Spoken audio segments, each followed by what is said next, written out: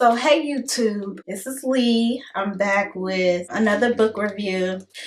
It's called Please Stop Helping Us by Jason L. Riley. He writes for the Wall Street Journal. It says he's a Fox News contributor.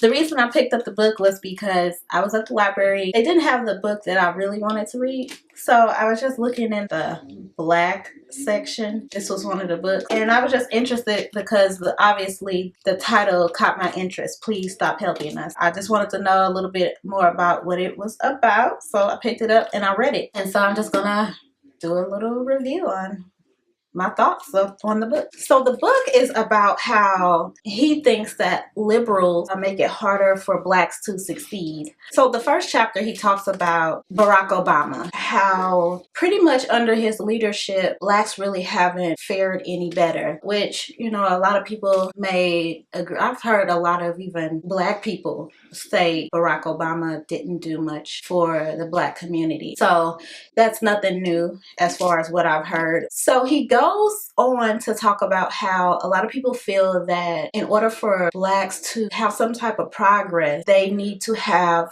black leaders in political office. And he basically shows a lot of different statistics that show that black people really haven't fared better by having more black politicians. He talks about how there has been like this major increase among black people who are becoming politicians, and how they still haven't done anything to help black people really. One of the cases he brought up was about how, now I'm going to give you fair warning, I'm just repeating what is in the book, okay? Don't come after me and, you know.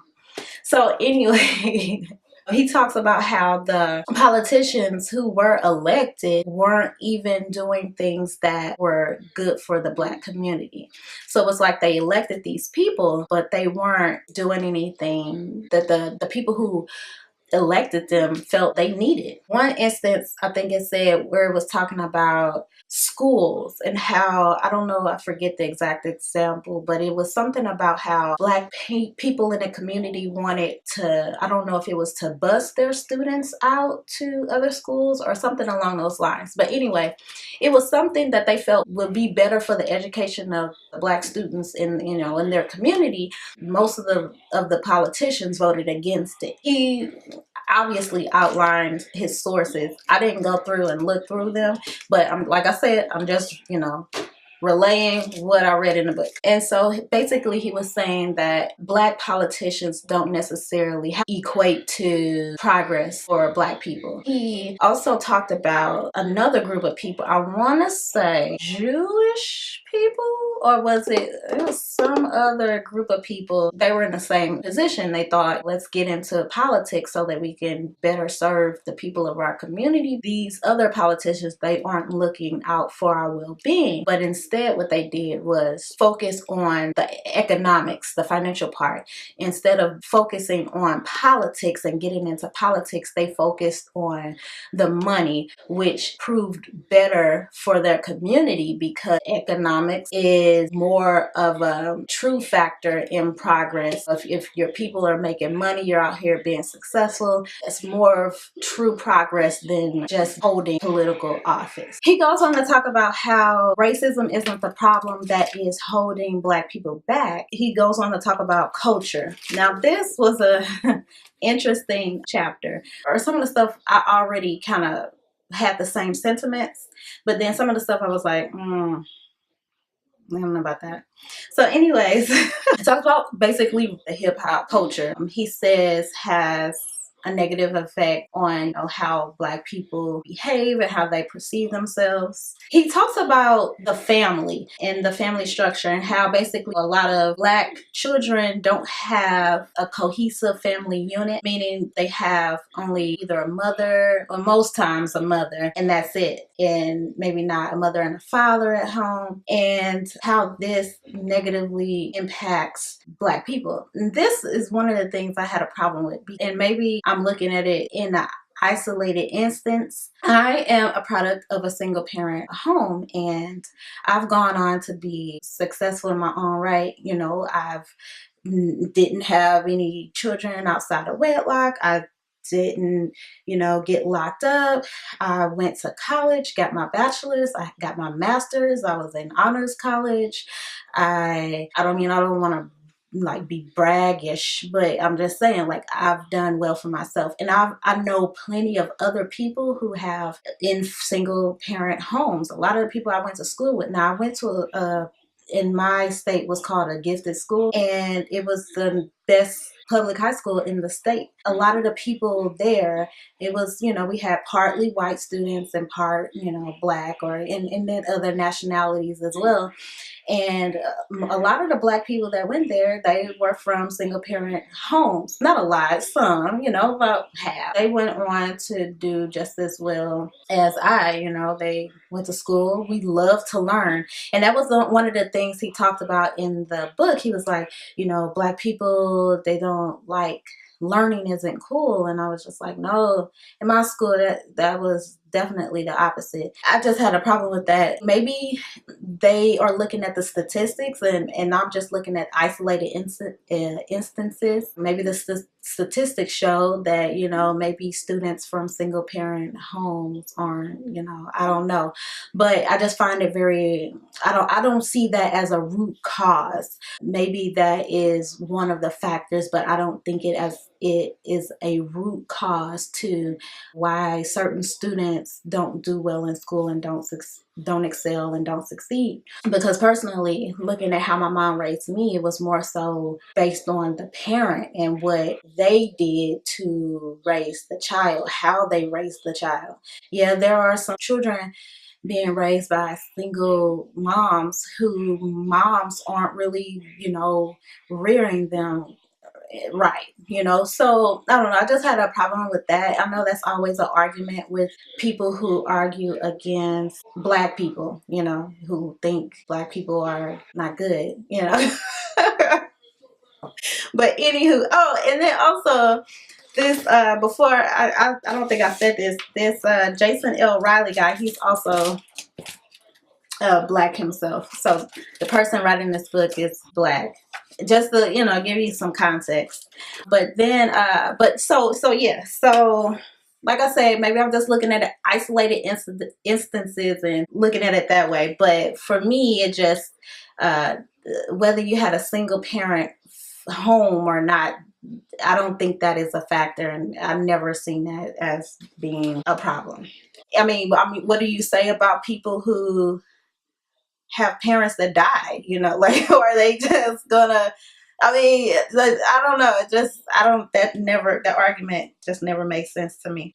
He talks about how a norm of minimal effort appeared to exist among black students, and how a lot of people look to the people who weren't really doing well in school as, I want to be like this person type of deal. I could definitely see that, that culture of not wanting to be smart or being made fun of for being quote unquote smart. So one of the things he talked about is how he himself was a victim of racial profiling, and how he was going over to his friend's house when he was, I don't know if he was in high school or college, but anyway, he was going over to some friend's house. The cops started following him, and then they stopped him and was like, yo, what are you doing in this neighborhood? And basically just going through what many, black males go through when they go into quote unquote neighborhoods they aren't supposed to be in. And he said that, I understand why they do it. It's because if you look at the statistics,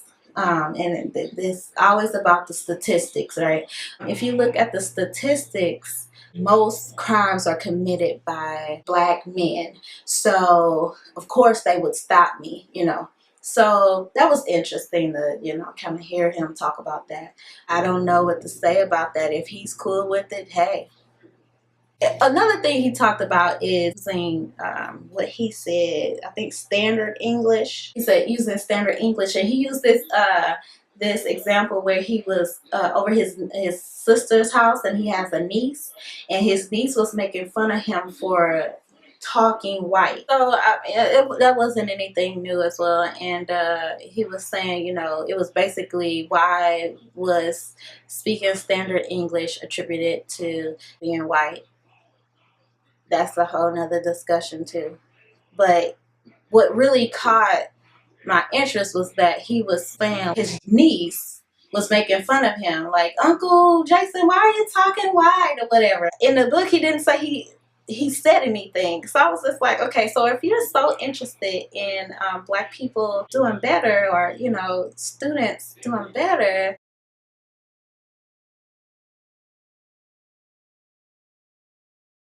there were some people arguing, and when I'm saying these people are arguing, he's arguing against liberals, their claims.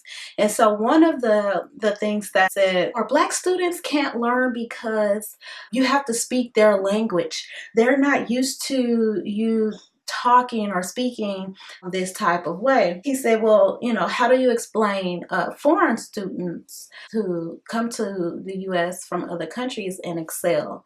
And I was like, good point. It's a way of making an excuse for people. And that's one thing I agree with him on, not making excuses.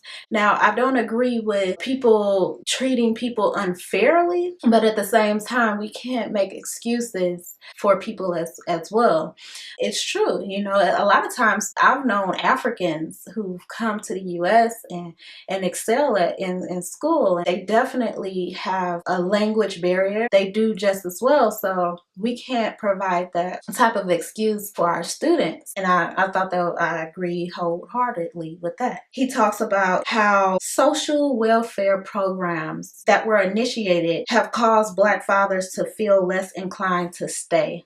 And I guess that's where they come and they talk about how the family structure amongst the Black community has been dismantled. And he's saying the initiation of these welfare programs have been a way to allow fathers not to feel like they have to be there. If their children are getting welfare, they're like, hey, I don't have to be there. She's getting this welfare to take care of the child. Talks about welfare dependency. I already knew about welfare dependency. It's funny because I knew this one girl that lived in a neighborhood that I used to live in. They were just content with just living off of welfare. It's very interesting. It's almost like conditioning the mind to think that you don't have to struggle. You could just go ahead and get this free stuff that's coming to you. I've seen people who, once they're getting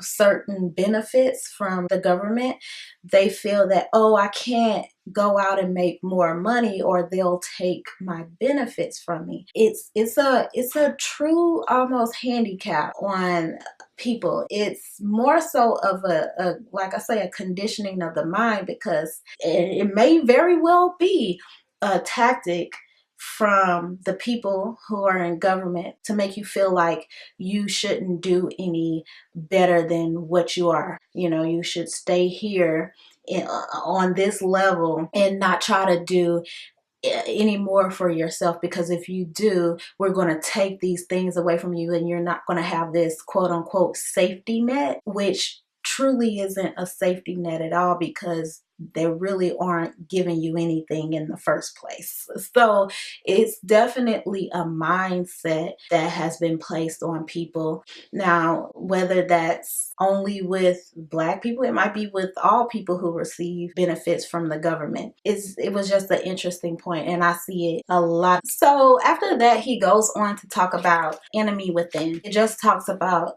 Black criminality. He's saying how Black people are their own worst enemy because of basically the crime rates amongst Black people are really high. He says this one part I thought was interesting. He said some individuals who avoid encounters with Black youths may indeed be acting out of racism, but given that law-abiding Blacks exhibit the same behavior, it's likely that most people are acting out of probability. So he's just basically saying not only do white people racial profile people, but so do Black people. And he gave an example of, I think he said some lady or somebody was like, yeah, I don't go over there. If I see some Black young man walking down the street, then I cross the street. I was like, I don't know about that. I know for me personally, I don't care who it is. You could be Black, white, yellow, green. If you walk, I don't like people walking behind me in the first place. So I don't care if you're an old white biddy. I don't like you. You can steal too. So one of the main points in this particular chapter that he's making is that liberals try to blame the high incarceration rates amongst Black people on racial discrimination. And he's arguing that it's just based on them committing crimes. He also talked about the crack cocaine versus the crack, and how people who do crack were mostly Black people, and people who did crack cocaine or cocaine were mostly white people. And the only difference was, I don't know, some type of ingredient that goes into it. Being that those two drugs are different and they are predisposed to different, racial groups, the punishment for crack had a harsher sentencing than that of cocaine. A lot of people argue that, if these are two very almost similar drugs, why do they have such severely different punishments? He's saying that liberals argue that this is a way of incarcerating Black people. This is based out of racism. And one thing he talked about, how in actuality, these harsher sentencing guidelines for crack was a result of Black politicians and groups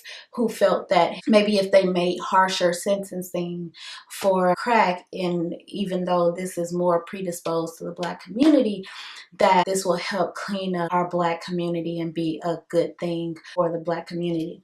Now, if that's true or not, I don't know. I really didn't do too much research in that part, but that's interesting. With this chapter, he's just talking about the high crime rates amongst the Black community as being a problem within the Black community, not necessarily racism and the effect of unemployment and things of that nature. It's more so, in his opinion, again, this is his opinion, that it is the result of just how Black people behave. He gives a lot of different examples, a lot of statistics, a lot of notes, backs up his claim. I think when it comes to Black criminality, there are a lot of factors at play. He goes on to talk about employment, about unions. Was interesting to me.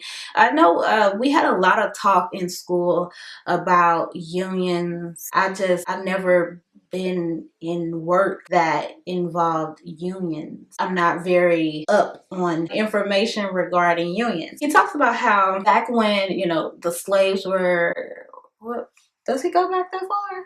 Or am I making that up? He talks about how basically unions haven't necessarily been good for Black people, and how Black politicians tend to align themselves with unions. And in the end, it almost seems like unions were brought about in order to protect themselves from Black people taking their jobs. So back when Black people started working, unions were created because they're like, hey, we have all these free Black people who are starting to work and probably going to be looking for jobs. We don't want them to take our jobs.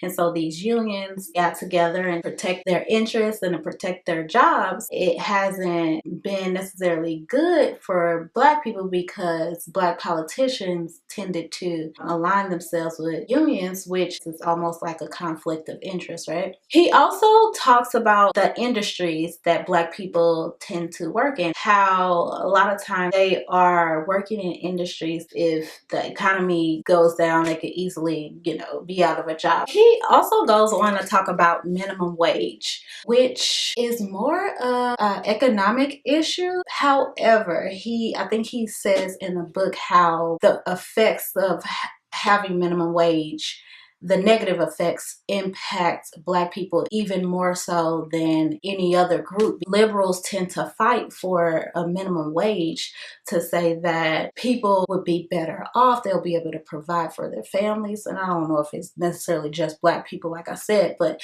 people will be able to provide for their families, have more economic freedom, and there are people who argue against that are just basically saying when you have a minimum wage, businesses can only hire a certain amount of people. So basically, if they would like to hire 10 people, let's say, because they have to pay whoever they hire a certain amount, then they can only hire, let's say, 6 people instead of the 10. So his argument that liberals feel like it's more important to have minimum wage, but he was saying maybe what's good for Black people is not necessarily just minimum wage, but being employed.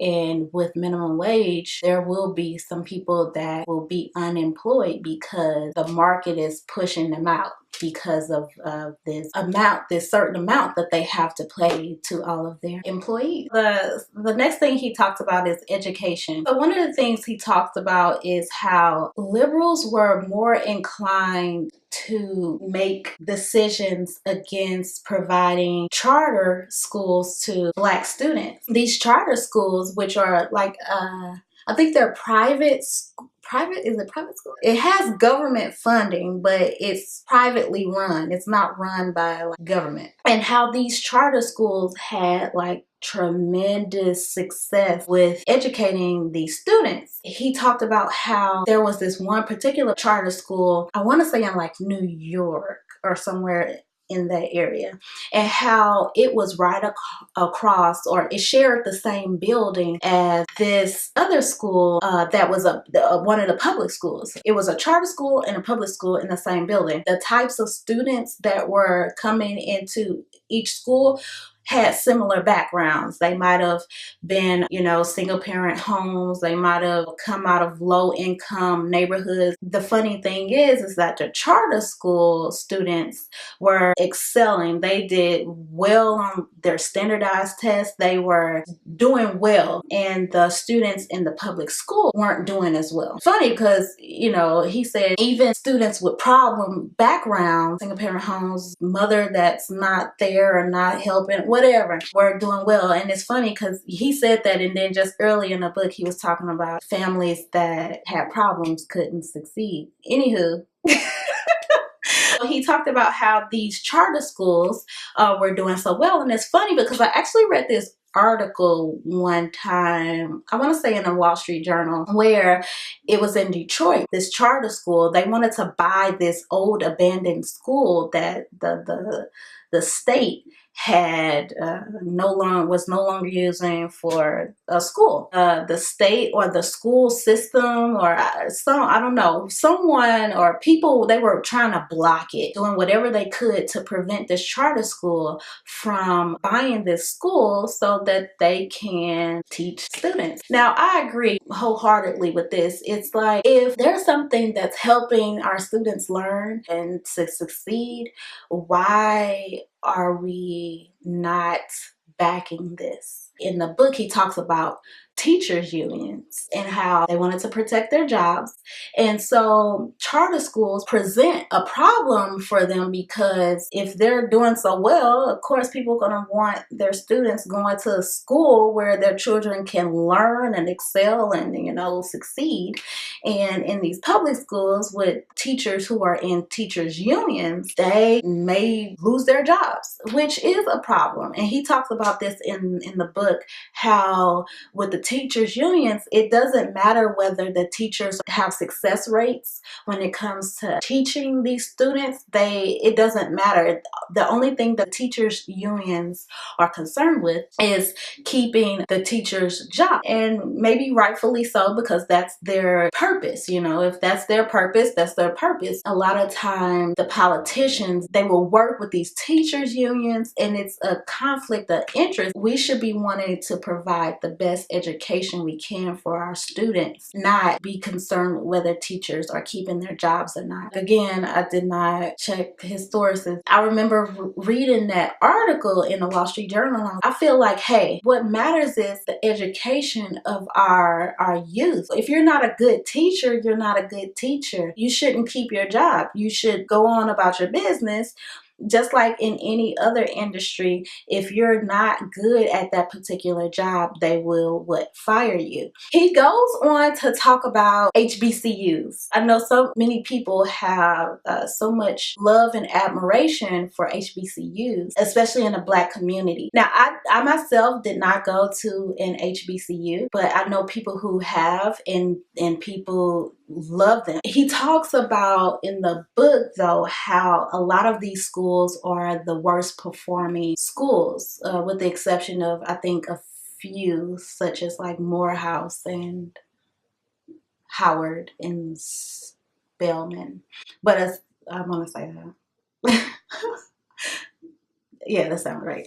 How, the others just have students who aren't really succeeding. Once they come out of the school, he was saying, a lot of times they don't get jobs, so they don't do well. I don't know about all of that. And so he said basically that HBCUs could best serve the Black community by becoming like community colleges or consolidating. I think there was this one president of an HBCU that once argued that, and they got rid of him. He presented a lot of statistics to back up his points.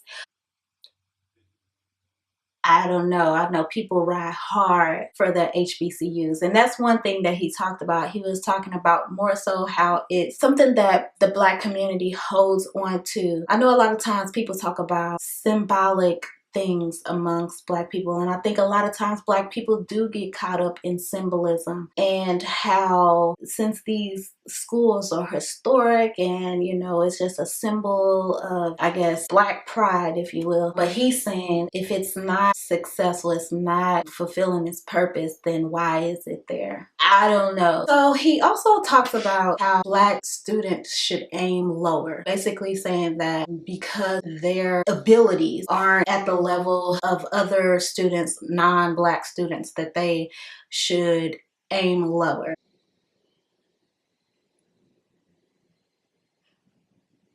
That's what the book said. So that was that chapter. But what was most interesting to me was, again, the charter schools. The last chapter, he talks about affirmative action. He talks about how affirmative action for him, in his opinion, is a way to hold Blacks to lower standards. It hasn't necessarily helped Black students. He says that some Black students will get into a particular class among regular school, regular university, that Black student may perform lower than his non-Black counterparts in that particular class or program. How instead they should have went to a more appropriate school. That they should, again, aim lower.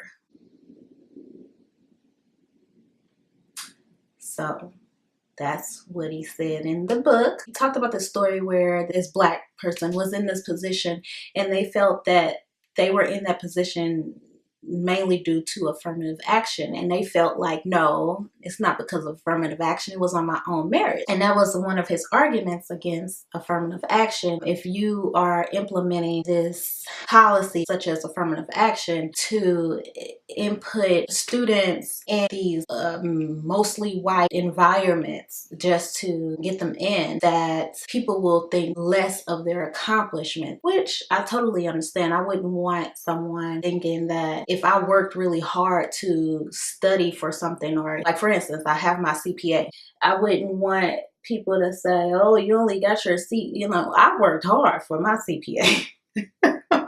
I wouldn't want anybody to think that I got it for any other reason than I worked hard and I studied hard, which I did. So I totally understand that. He just goes on to talk about the arguments against affirmative action. I never really thought much about affirmative action.